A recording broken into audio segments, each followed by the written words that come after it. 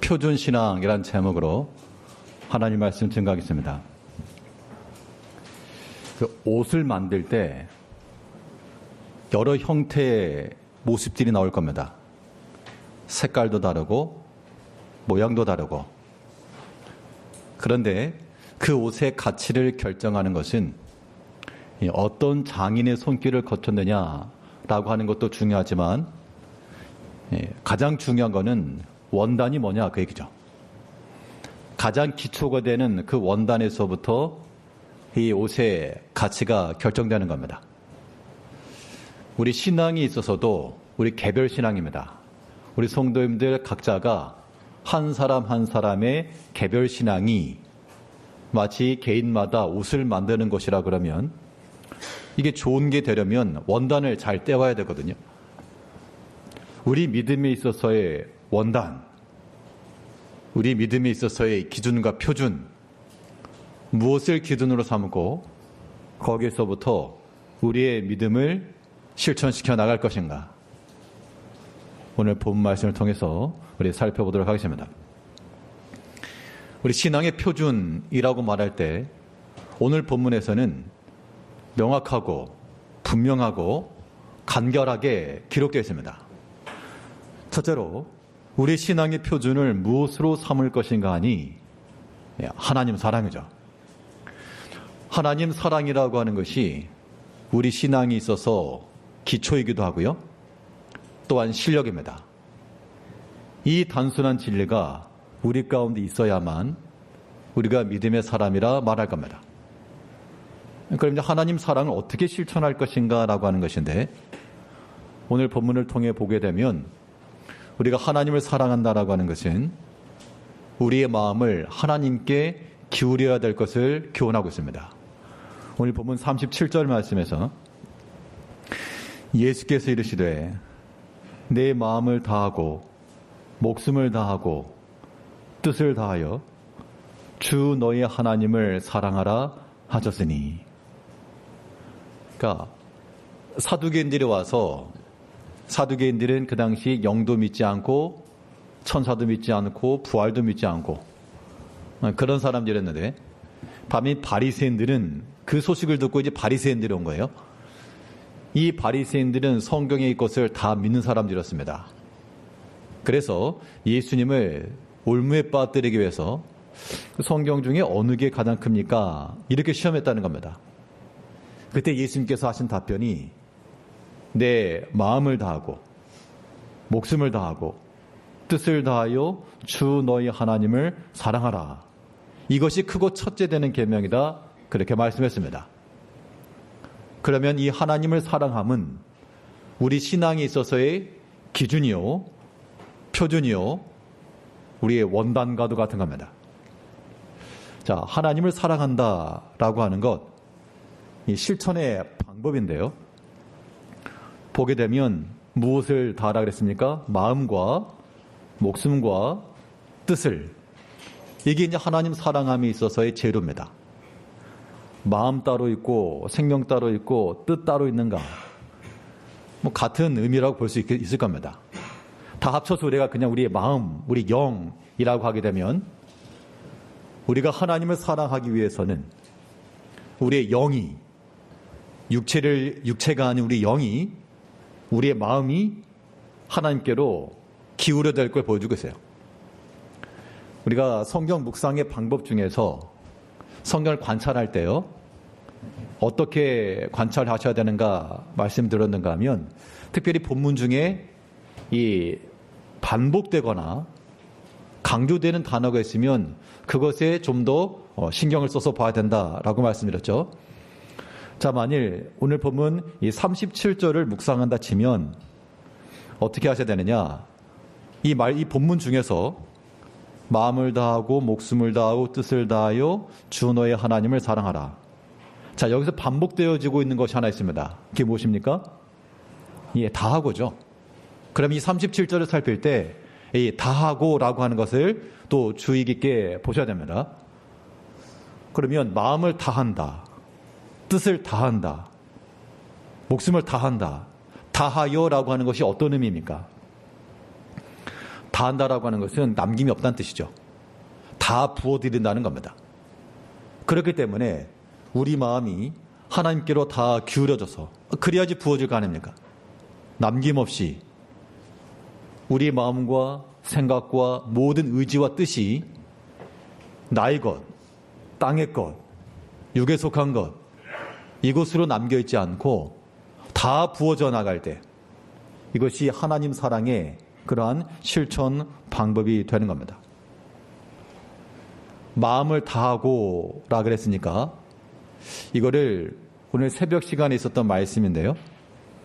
그 역대기에 보게 되면 솔로몬의 기도 내용이 나옵니다. 솔로몬의 기도 가운데 보게 되면 마음을 다하고라고 하는 것과 좀 비슷한 용어가 나옵니다. 하나님을 사랑하고 섬김에 있어 하나님께서는 어떠한 자에게 은혜를 베푸시는가에 대한 설명이었는데요. 두 가지를 말하고 있죠. 하나는 주 앞에 행하는 자들, 또 하나는 온 마음을 다하는 자들. 그들에게 하나님께서 은혜를 베풀어 주실 것이다. 또 은혜를 베풀어 주시기를 간구했습니다. 자, 온 마음을 가지고 주를 섬긴다. 온 마음으로 섬긴다는 뜻이나 마음을 다한다는 뜻이나 같은 맥락이죠. 그러면 우리가 마음을 다하여 온 마음으로 주를 섬긴다 할 때 우리는 우리 마음 자체가 이미 하나님께로 기울어져 있으며, 기울어졌다는 건 뭐냐면 이미 결정되었다는 뜻이에요. 이미 확정되었다는 뜻입니다. 자, 하나님을 섬김에 있어서 그때 가봐서요, 그게 아니라 이미 우리 마음 가운데 확정이 되고 주의 뜻을 이루기 위해서 확정이 되고 하나님께로 나아가기로 벌써 결정을 하고, 예배 시간 됐는데 그때 가봤어요가 아니라 이미 그 전부터 예배에 나가기 위해서 이미 결정이 되고, 또 기도하는 시간이 있으면 그때 가봤어요가 아니라 기도하는 시간에 나아갈 수 있도록 이미 마음에 확정을 하고, 봉사하는 것과 전도하는 것과 그때 가봐서요가 아니라 이미 마음속에 결정과 확신과 확정과 이것이 마음을 기울이는 겁니다. 그게 마음을 다하는 거예요. 물론 사람이 일정이 있고 바쁘고 그럴 수 있지만 마음을 기울여서 섬기는 거잖아요. 예수님께서 뭐라 말씀하신 겁니까? 하나님 사랑하는데 13579로 건성건성해라가 아니라 마음을 다해라. 남김없이, 내 것 남김없이 다하여 기울여서 이미 결정해 놓고 망설이지 말고 후회하지 말고 뜸들이지 말고 머뭇거리지 말고 하나 앞에 나가는 일에 힘을 다하고 전심하라. 이것이 바로 마음과 뜻을 다하여 온 마음으로 하나님을 섬기는 예라라고 우리가 말할 수가 있겠습니다. 결국 우리가 이 마음을 하나님께로 기울인다라고 하는 것, 이거 참 중요한데요. 그러면 왜 하나님께로 기울여야 되냐? 우리가 세상에 볼 것 많고 들을 것도 많고 갈 데도 많은데 굳이 하나님께 마음을 두어야 될 이유가 무엇인가? 성경에서 우리의 교훈하는 바는 참으로 너희가 생각하는 대로 볼 것 많고 들을 것 많고 갈 것 많지만 너희 마음을 오직 하나님께 두어라 라고 우리에게 명령하고 있습니다. 아마 지금 이 자리에 계신 분들 가운데서도요, 지금 무엇인가 다른 일정이나 다른 계획이나 혹은 어떤 일들을 마음속에 생각하시는 분이 계시면 그게 지금 큰 거예요. 큰 일. 거기에 지금 마음이 가 있는 겁니다. 내일 무슨 일을 하고 그 다음날 어디를 가고 이런 것들이 내 스케줄 가운데 중요한 일정이 되게 되면 거기에 온통 마음이 가겠죠. 우리가 하나님께 마음을 두는 것, 이것이 곧 우리 마음을 하나님께로 기울이며 마음과 정성과 뜻을 다하여 하나님을 섬기는 예가 되는 겁니다. 디모데전서 6장 17절에서는 내가 이 세대에서 부한 자들을 명하여 마음을 높이지 말고 정함이 없는 재물에 소망을 두지 말고 오직 우리에게 모든 것을 주사 누리게 하시는 하나님께 두며 모든 것을 후히 주사, 너희 마음을, 그러니까 이 정함이 없는 세상의 것, 재물이란 말했지만 꼭 무슨 물질적 돈만을 의미하지 않겠죠. 자, 부한자들에게서는 그런 재물이 마음이 가는 것일 거고, 또 세상의 즐거움을 추구하는 자들에게서는 세상의 쾌락과 즐거움이 그들의 마음이 가는 것일 거고, 그런데 그런데 마음을 두지 말고 오직 우리에게 모든 것을 후히 주사 누리게 하시는 하나님께 두어라. 우리 마음이 하나님께 두어져야 되겠습니다. 마음을 하나님께 두는 사람들은 하나님께 대한 소망이 생기고 하나님을 의지하는 마음을 두며 하나님 근거하여 살아갈 수 있겠습니다. 그런데 그렇지 못하고 마음이 엉뚱한 데 가 있는 사람들은 우리의 시간이며 우리의 건강이며 물질이며 하나님께서 우리에게 주신 모든 은사며 이걸 주를 위해 쓸 수가 없고 헛된데 헛되다라고 해서 필요 없다는 건 아닐 겁니다. 이 땅에 살아가기 때문에 세상에 재물도 필요하고요, 또 건강관리도 필요하고 또 육체적 즐거움도 필요할 것이고, 근데 그런 것들은 뭐라 그랬는가 하면 정함이 없다, 영원하지 않다는 겁니다. 다 썩어지고 소멸되고 없어질 것, 그거 추구하지 말고 다함이 없고 변함이 없고 영원한 하나님께 너희 마음을 두라, 그렇게 우리에게 교훈하고 있는 겁니다. 예수님께서 오늘날도 우리들에게 동일하게 말씀하시는 것을 알아야 되겠어요. 어느 계명이 큽니까? 라고 그랬을 때 예수님께서 성경 중에서 딱 하나를 집으셔가지고 하나님을 사랑하라, 그냥 사랑하라가 아니라 마음을 다하고 또 목숨과 뜻을 다하여 하나님을 사랑하라 하셨으니, 이제 우리의 마음과 우리의 관심과 우리의 모든 의지가 다 하나님께로 향하고 하나님께서 기뻐하실 만한 것에 우리의 마음을 두며 살아가야 되겠습니다. 이 마음이 같아야 돼요. 그러니까 하나님께 마음을 두며 그랬으니까 하나님의 생각과 우리의 생각, 하나님의 마음과 우리의 마음이 불일치돼서는 안 될 것을 보여주고 있죠. 하나님의 뜻을 우리가 힘써 알고 또 그 마음을 안대로 깨달은 대로 힘써 순종하여 하나님의 뜻이 나의 뜻이 되고 또 하나님의 그 기뻐하심의 의지가 우리의 의지가 될 때, 그때 우리가 하나님 사랑을 실천해내는 겁니다. 이 땅 가운데 살아가면서 하나님께서 우리에게 구하시는 것이 무엇일까? 하나님의 마음은 무엇일까? 하나님께서는 우리 성도님들에게 무엇을 요구하실 것 같으세요? 나에게 구하시는 것이 무엇인가? 그러니까 그런 거 생각이 없이 살면 하나님 마음과 일치를 이룰 수가 없죠. 왜냐하면 하나님의 뜻과 의지를, 마음을 우리가 알 길이 없고 또 생각지도 않은데 어떻게 그 마음을 일치를 두겠습니까? 자, 하나님께서 우리를 구원자 받은 자로 불렀으니 우리가 이 구원에 합당한 자로 살아가는 것이 하나님께서 우리를 향하신 마음이요, 그 마음을 생각하는 사람들은 우리가 세상 가운데 정결함 가운데 나가는 게 맞고요, 또 하나님께서 우리를 또한 사명을 주셔가지고 직분을 세우셔서 일하게 하셨으면 이 직분을 통해서 무엇하기를 원하시는 겁니까?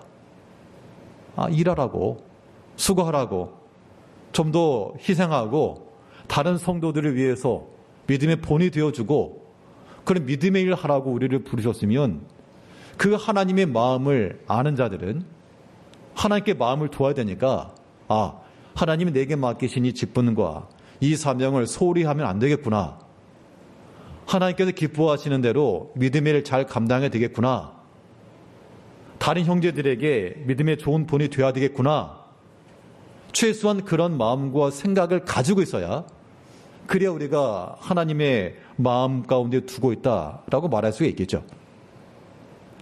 하나님 우리 가운데 충성하기를 원하시는데 우리가 만약 게으름 피우고요, 이 핑계 저 핑계 대면서 하나님으로부터 멀어지려 그런다 그러면 그럼 하나님께 마음을 두는 게 아니죠. 그런 사람들의 마음은 하나님을 하나의 이용거리로 삼는 겁니다. 하나님께 내게 복 주시길 바라고, 은혜 베풀어 주길 바라고, 아무것도 안 해도 일이 잘 되기를 바라고, 그런 마음인 거죠. 근데 그런 마음은 다 이 도덕과 강도의 마음인 겁니다.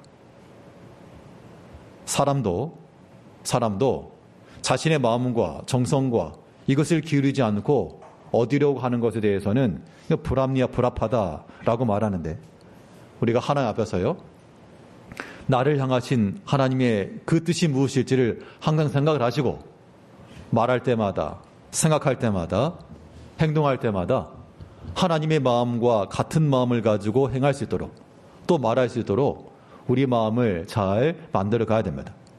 그런 것이 바로 하나님 사랑하는 증거가 되는 거예요.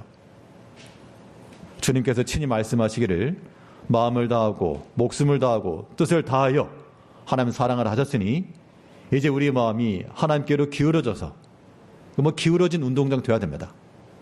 하나님께로 기울어져 우리의 선택도 제1 선택도 하나님이요, 거기에는 머뭇거릴 것도 없고 아쉬워할 것도 없고 포기되어지는 것에 대한 아쉬워할 것도 없고 기쁘고 즐거운 마음으로 주를 선택하며 나아가야 되겠습니다. 그런데 이 하나님 사랑함이라고 하는 것이 우리 가운데 주어진 명령이긴 한데요, 이걸 누가 아는 거죠. 하나님을 사랑해야 된다. 자, 그럼 안다고 해서 그것을 실천하느냐? 이건 조금 별개의 문제입니다. 학생들에게 공부해야 된다, 공부하는 게 중요하다, 다 알죠. 그런데 실제로 왜 해야 돼요? 라고 하는 것을 본인이 깨닫고 행할 때라야 학업 위에 올라가는 거지, 해야 된다 그 말만 들었다고 해서 되는 건 아닙니다. 자, 그러면 하나님을 사랑해야 된다라고 하는 것이 우리에게 주어진 가장 중요한 계명이라 그랬을 때, 우리가 과연 하나님 사랑하고 있는가? 이 질문이거든요. 자, 여기에는 우리 성도님들도 다 개별적으로 믿음의 형편이 다르기 때문에 다 동일하지 않을 겁니다. 어떤 분들은 하나님을 사랑하십니까? 라고 할 때, 예, 하나님 사랑합니다. 일평생 동안 내 온 마음과 정성으로 하나님 사랑합니다. 그렇게 말씀하시는 분이 계실 것이고, 또 어떤 분들은 내가 하나님을 안 믿거나 하나님을 비방하거나 그런 건 아닌데 사랑합니다, 여기까지는 아직까지, 그렇게 말씀하시는 분도 있을 수 있어요. 이거 그분 잘못됐다라기보다도 아직 그 믿음이 그 정도이기 때문에 그런 건데, 그 정도라고 하는 게 이게 무시해서가 아니라 아직 이 하나님의 사랑에 대한 경험이나 이런 게 적을 수 있기 때문이죠. 믿음의 경도가 다르기 때문에 그렇게 하나님을 사랑하십니까? 라는 질문에 대해서 쉽게 말 못할 수가 있습니다. 그런데 이 하나님 사랑을 우리가 실천해내려면, 이것이 가능하려면요, 방법이 하나 있습니다. 사람도 생각해 보면요, 우리가 어느 다른 나라, 모르는 나라 가지고 참 어려움이 있었는데 누군가 나를 도와줬다면 생각해 보시죠. 누군가가 나를 도와줬고 내가 얼굴도 모르고 누구 옆에서 말하기를 아무개라는 사람이 당신 도와줘서 일이 해결되었습니다. 나중에 내가 누군가를 만났을 때 이 사람이 그 사람이라고 하는 것을 인지하게 된 순간 어떤 마음이 들겠어요? 고맙죠, 당연히. 굉장히 고마울 겁니다. 당신이 그 사람이었습니까? 그때 내가 그 어려움이 있을 때 도와주는 분이 당신이었어요? 그때는 그분께 대해서 저 사람께 감사해라 안 해도 고마운 마음이 나오는 거예요. 왜냐하면 내게 은혜를 베푸신, 내게 은혜 베푼 그 사랑을 알 때, 그때 은혜에 대한 보답과 사랑이 가능하다는 겁니다. 마찬가지로 하나님 사랑도 마찬가지예요. 하나님을 사랑해야 됩니다 라고 말할 때 왜요가 아니라 우리가 하나님께 사랑함을 받았다라고 하는 것을 깨달을 때, 하나님의 은혜와 은총이 내게 임했다라고 하는 것을 우리가 인지할 때, 그때 하나님 나를 지키셨구나, 하나님 나를 보호해 주셨구나 라고 하는 걸 깨달을 때, 그때에는 우리 마음에서부터 자원하여 하나님 사랑함이 나온다는 겁니다. 그때 중요한 게 무엇이냐면요, 우리가 하나님 앞에 은혜 받은 것들을 항상 기억하셔야 됩니다. 하나님 나를 사랑하시는구나, 하나님 나를 지키시는구나, 하나님 우리와 우리 자녀들 보호해 주시는구나.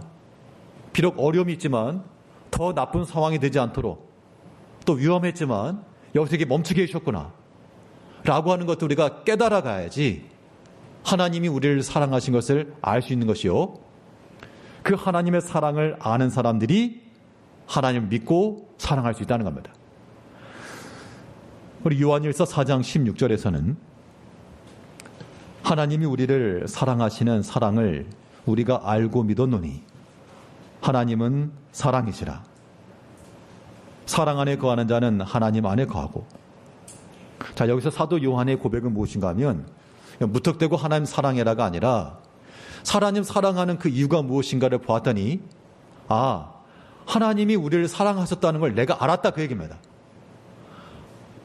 우리를 사랑하시는 그 하나님의 사랑을 내가 알고 그 사랑을 깨닫고 보니 하나님이 나를 사랑하신다. 그 마음에서부터 하나님의 사랑이 나온다는 거죠. 그 하나님의 사랑이라고 하는 것은 하나님 안에 거하는 것이요, 그 안에서 기뻐하는 것이며, 유빌라데 데오 이러한 노래 가사뿐만 아니라 실제로 우리의 삶이 주를 기뻐하고 주를 찬양하며 하나님이 여전히 날 사랑하시고, 나는 비록 부족함이 있으나, 나는 여전히 약함이 있으나, 나는 또 세상 가운데 또 넘어지고 또 죄악 가운데 가했으나 하나님이 여전히 나를 사랑하시고 변함없이 항상 그 자리에, 그런 하나님의 사랑을 깨달을 때 우리는 하나 앞에 말할 수 없는 은총, 거기서 이제 감격의 신앙 고백이 나오는 거죠. 우리 일평생 살아가시면서 우리가 부족한 것만 생각하지 마시고요, 하나님께서 이미 우리 가운데 베푸신 그 은혜와 사랑을 다시 한번 기억해 보시길 바랍니다. 없을 수가 없어요. 없을 수가 없고, 곰곰이 생각해 보면 참 이것도 하나님의 사랑이셨는가. 숨은 그림 찾기가 똑같은 거예요. 숨은 그림 찾기 하다 보면 아무것도 안 보이지만 잘 보면 여기 이게 있네, 여기 이게 있네, 이게 보이는 것처럼 우리 인생의 삶 가운데서 숨은 그림 찾기와 같이 하나님의 사랑과 은혜를 찾기, 가만 보니 이것도 하나님의 은혜구나, 이것도 하나님의 사랑이구나 라고 하는 것을 발견해 나갈 때 거기서부터 우리가 또한 하나님을 사랑할 수 있다는 겁니다. 아무쪼록 우리 성도님께서 하나님을 지극히 사랑하시는 성도님을 되길 바라고, 자, 하나님을 사랑하면 그 결말은 무엇입니까? 하나님을 사랑하면 그 사람은 하나님께서도 어떻게 해주신다 그랬어요? 하나님께서도 모른 척하지 않으시고 알아주신다 그랬어요. 우리 고린도전서 8장 3절에서는 또 누구든지 하나님을 사랑하면 그 사람은 하나님도 알아주시느니라.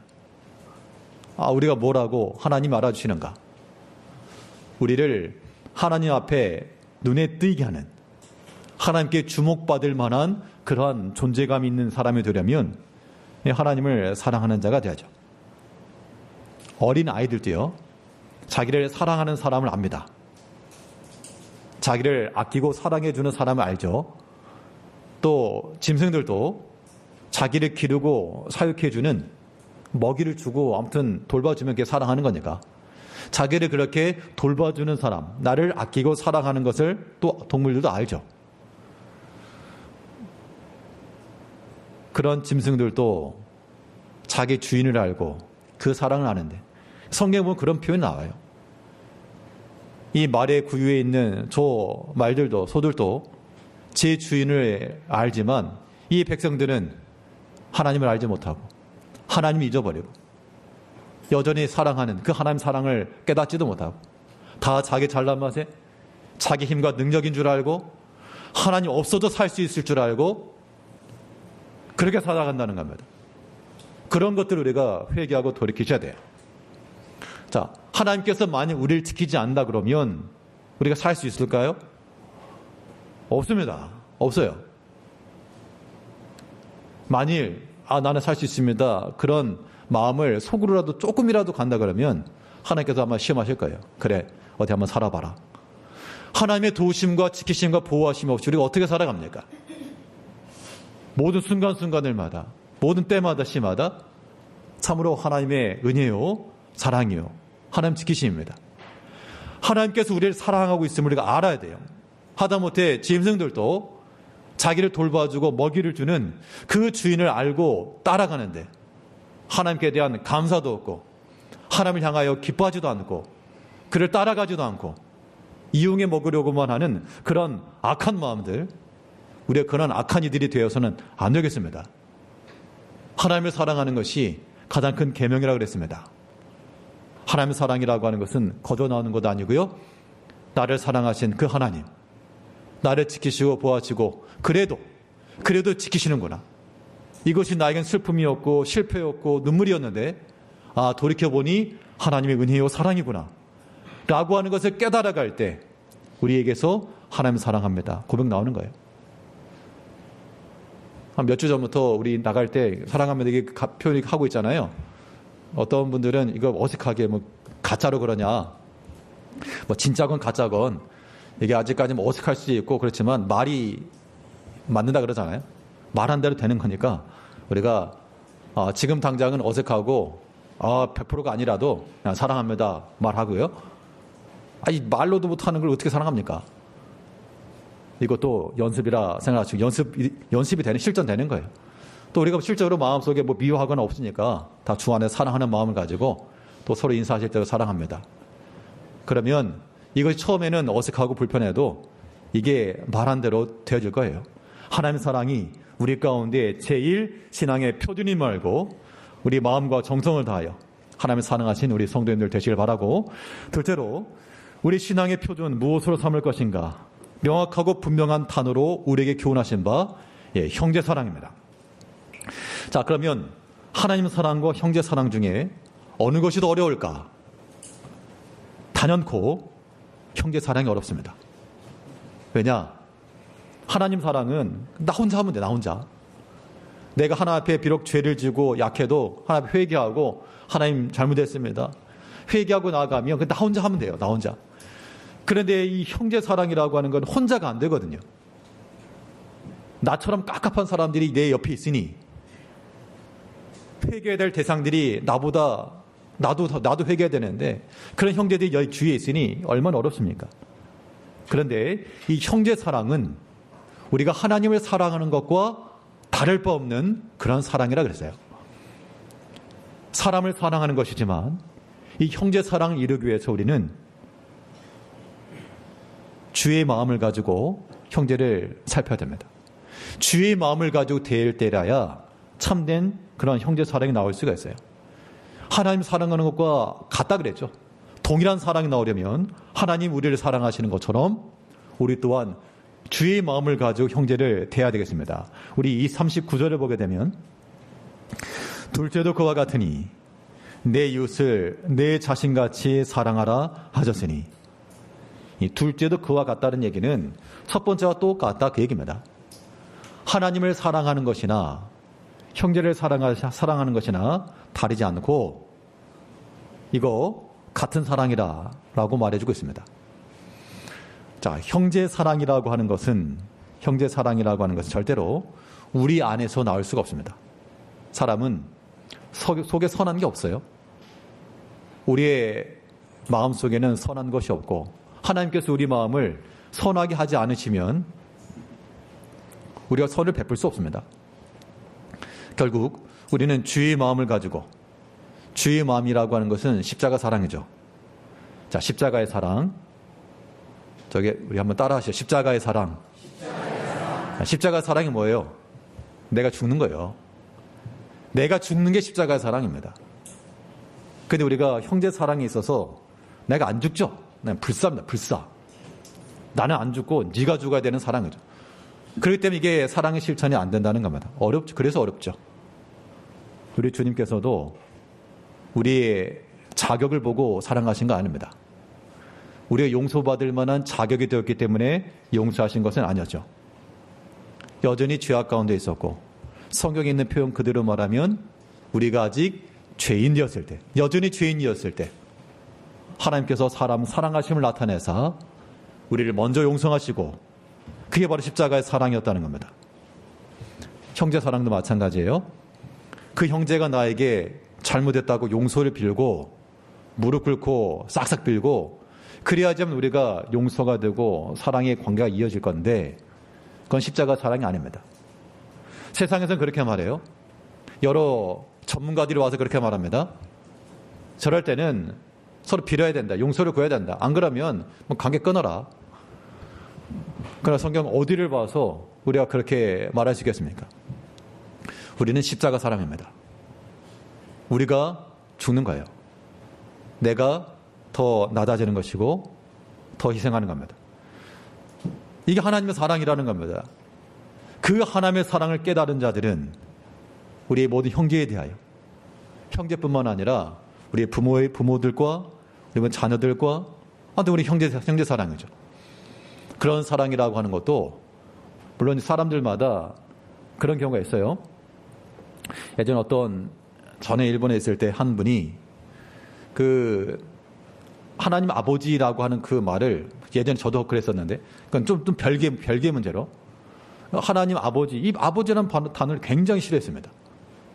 왜냐하면 가정적으로 아버지에 대한 좋은 기억이 없었기 때문에 그래요. 어렸을 때부터. 그 때문에 아무튼 아버지라고 하는 인상 자체가 안 좋아요. 안 좋아. 사납고. 그러니까 교회 왔는데 하나님 아버지라 그러니 하나님이 그렇게 사랑스러울 리가 없죠. 물론 각 개인마다 가정사가 있길 마련일 것이고, 그렇지만요, 특별히 교회 내에서는 우리 형제들 간에 서로 주의 마음을 가지고 대해주시고, 좀 인내해주시고, 좀 참아주시고, 좀 기다려주시고, 참고 기다리고 하는 게 언제 가능한가 하면, 이게 내 자식들일 때는 가능해요. 내 자식들일 때는. 남의 자식일 때는 화가 나지만, 내 자식들이 그럴 때는, 그럴 수도 있지, 그렇게 나온다고요. 그만큼 마음이 아끼고 사랑할 때 인내할 수 있다는 겁니다. 이제 형제 사랑하는 것에 대해서도 성경에서 가장 큰 계명이 무엇입니까? 라고 말했을 때, 저 주일 잘 지키는데요?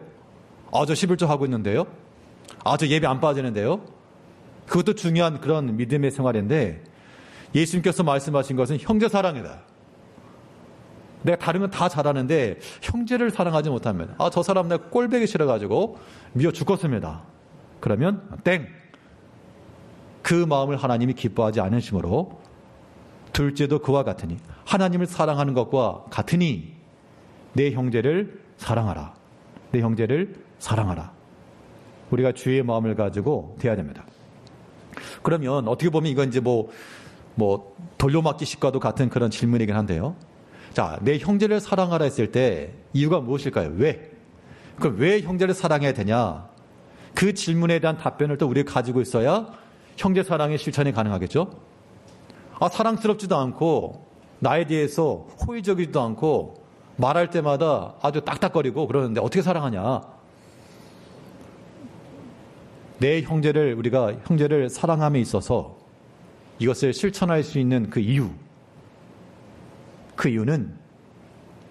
또 우리 성도님들께서 형제 사랑을 실천하셔야 될 이유는,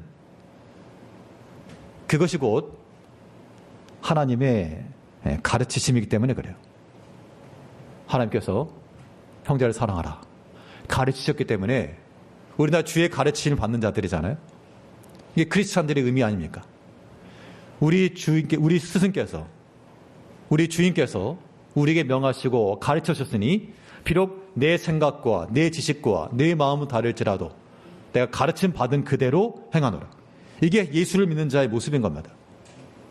그렇지 않고 분명 주님께서 형제를 사랑하라 말씀하셨으나 이 가르침을 무시하고 이 가르침을 버리고 나가는 것 합당치 않다는 겁니다. 우리 데살로니가전서 4장 9절을 보게 되면, 형제 사랑에 관하여는 너에게 쓸 것이 없음은 너희들 자신이 하나님의 가르치심을 받아 서로 사랑하매라. 자, 데살로니가 교회 성도들에 대한 편지 가운데, 내가 너에게 더 이상 가르칠 게 없는 거는, 쓸 게 없는 거는 내가 또 서로 사랑하고 있다. 가만 보니까 하나님이 가르치신 대로 내가 사랑하고 있다. 내가 더 이상 쓸 게 없다라고 말해주고 있습니다. 사람이 모인 곳에 어떻게 완벽하겠습니까? 어떻게 마음의 100%를 일치가 있겠어요? 그러나 그 가운데서도 서로 반목과 분쟁과 다투지 않고요, 형제 사랑을 실천했던 이유는, 형제 사랑하는 것이 하나님의 가르치심이니까 비록 지금 이 시점에서 내 마음과 내 감정으로는 좀 분이 나긴 해도 하나님께서 형제에 대해서 그렇게 분노하지 말고 사랑하라 명하셨으니, 그 십자가의 사랑으로 사랑을 하셨으니 이게 주의 가르치심이니 내가 형제를 사랑하노라. 그런 마음을 가지고 나갔다는 겁니다. 그게 칭찬받는 모습이죠. 우리 제1교회 모든 성도님들도 이러한 칭찬이 있기를 바랍니다. 비록 사람의 생각과 모든 게 다를지라도요, 하나님의 가르치심을 받아. 하나님께서 뭐라 가르쳤습니까? 형제를 사랑하라. 우리 주님께서요. 하나님 사랑하라. 형제 사랑하라. 가르쳤으니까 서로 간에 반목하지 마시고. 근데 항상 그런 일이 있어요. 뭐 주일 오후 예배 잘 드려야 됩니다. 그러면 그날따라 오후 예배에 참석하는 사람이 없는 것처럼 형제 사랑해야 됩니다. 그러면 또 예배 끝나고 또 이렇게 막 붙을 수 있어요. 그럴수록 그럴 수는 있는데, 그래도 우리가 항상 기억하시면서 형제 사랑하는 거 이거 하나님의 가르치심이라 생각하시고 하나님 사랑하는 것만큼이나 형제 사랑을 우리가 나타내야 됩니다. 이 형제 사랑이라고 하는 것을 우리가 주의 마음으로 대할 때 가능한데, 그러면 사랑의 증거가 무엇인가? 형제 사랑의 증거는 무엇인가? 자, 형제 사랑이라고 하는 것은 어디서 출발하는가? 믿음에서 출발하는 거예요. 자, 믿음에서부터 출발해서 거기에 서로 형제간에 화목하고자 하는 마음, 덕스러운 마음이죠. 거기에 형제를 이해하는 마음, 저 사람의 형편과 사정과 성향을 알고, 어떤 지식이 필요한 거예요. 그 지식이 있어야 형제를 사랑할 수 있는 겁니다. 거기에 또한 경건함이 있어야 됩니다. 그래야 우리가 어떤 일을 보더라도 우리 마음속에 분내지 않고 믿음 안에서 판단할 수가 있고요. 거기에 서로 간에 우애를 하고, 그 다음에야 서로 사랑할 수가 있다는 겁니다. 이걸 마치 3단 케이크로 말하면 1단에 믿음이 있고 2단에 형제 우애가 있고 마지막 3단에 가서 형제 사랑이 있는 겁니다. 이 형제 사랑이라고 하는 것이 그렇기 때문에 우리 신앙에 있어서 완성과도 같은 것이고, 형제 사랑이 없다라고 하는 것은 그 전 단계, 우애함도 없고 경건함도 없고 믿음도 없다라고 하는 증거밖에 못 되는 겁니다. 우리 베드로후서 1장 5절에서 7절 말씀을 보게 되면, 우리 같이 한번 읽어보겠습니다. 시작. 그러므로 너희가 더욱 힘써 너희 믿음의 덕을, 덕의 지식을, 지식의 절제를, 절제의 인내를, 인내의 경건을, 경건의 형제 우애를, 형제 우애의 사랑을 더하라. 이걸 뭐 3단 킥 하는 것처럼 믿음이 있어야 되고, 그 믿음 위에 덕스러움과 지식과 절제함과 인내와, 그렇잖아. 형제 사랑이 있어서도 이 인내하지 않고 사랑할 수 없죠. 거의 경건과 말과 행실에 있어서의 경건함과 형제 우애와 거기에 사랑을 더하라. 마지막에 음식 장식할 때 마지막 장식하는 것처럼 이게 완성이 이른다는 겁니다. 이게 사랑의 증표가 나타나야 돼요. 그러니까 형제 사랑하지 못한다는 것은 그 전 단계에 우애함이 없다는 얘기죠. 서로 우애하지 않기 때문에 형제 사랑하지 않는 거죠. 우애하지 못한다는 것은 그 전에 경건함이 없다는 뜻이에요. 그 마음이 하나님을 사랑하거나 이 경건함이 없기 때문에 우애하지 못하고 다투고, 경건하지 못하다는 얘기는 인내하지 못하기 때문이라는 얘기예요. 결국 우리 가운데 형제 사랑이 없다라고 하는 것은 심히 부실공사인 우리 자신을 보게 되는 겁니다. 자, 사랑의 증거가 우리 가운데 나타나야 되는데, 만일 이러한 증거가 나타나지 않으면 어떻게 될까? 우리 믿음이 있어야 되고, 거기에 덕과 지식과 절제와 인내와 형제 우애와 또한 사랑을 쌓아야 되는데, 이것이 우리들의 증거인데, 만일 형제 사랑의 증거를 갖지 못하게 되면 어떻게 되느냐? 우리가 고집하여 나가면 어떻게 되느냐? 그 경고의 말씀이 성경에 명확히 기록되어 있습니다. 하나님께서 그 아브라함의 자손이었던 이삭의 계열이 아닌 그 에서의 계열로서 에돔 자손에게 그 이스라엘 백성들에 대해서 해를 가하지 말고, 그런데 이 에돔 자손들이 이 유다인들을 향해서 아무튼 사랑하지 않았습니다. 그것에 대해서 하나님께서 심판할 것을 경고하셨는데요. 우리 아모스 1장 11절을 보게 되면, 아모스 1장 11절 말씀에 에돔의 서너 가지 죄로 말미암아 내가 그 벌을 돌이키지 아니하리니 이는 그가 칼로 그의 형제를 쫓아가며 긍휼을 버리며 항상 맹렬히 화를 내며 분을 끝없이 품었습니다. 분명 한 형제였음에도 불구하고 긍휼을 베풀지 않고 칼을 들고 쫓아가고 맹렬히 화를 내며 분을 끝없이 품고, 이거 형제 사랑의 증거가 아니죠. 사람이기 때문에 화가 날 수 있죠. 또 분이 날 수 있습니다. 근데 어떻게 됩니까? 화를 내도 맹렬히 화를 내는 게 아니라 그냥 조금, 화를 내도 조금, 분을 내도 끝없이 품는 게 아니라 좀 그쳐야죠. 그쳐야 됩니다. 해가 지기 전까지 그치는 것처럼 이것도 그칠 줄 알아야죠. 그러면 긍휼하심을 얻는 거고, 그렇지 못하고 지금까지 여전히 마음속에 화가 있고 분이 있잖아요. 그러면 내가 화가 나고 분이 나서 칼을 가지고 형제를 쫓아가기 전에 하나님께서 이미 그를 심판하신다는 겁니다. 두려워하셔야 돼요. 그러므로 지혜로운 성도들은 하나님 두려우신 줄 알고 형제 사랑에 나갈 수 있는 겁니다. 아무쪼록 우리 주님께서 친히 말씀하시기를 무엇이 가장 큰 계명입니까? 무엇이 가장 중요한 계명입니까? 우리 삶 가운데서 우리가 놓치지 않아야 될 것이 무엇입니까? 라고 했을 때 명확하게 하나님 사랑하라, 또한 형제 사랑하라, 이 간단하고 단순한 진리지만 우리 믿음의 정점에 이르는 이런 사랑의 마음을 가지고 하나님 섬기며 형제를 사랑하며 나가시는 우리 모든 성도님들 되시길 바라겠습니다. 기도하겠습니다. 우리 변함없이 사랑하신 아버지 하나님,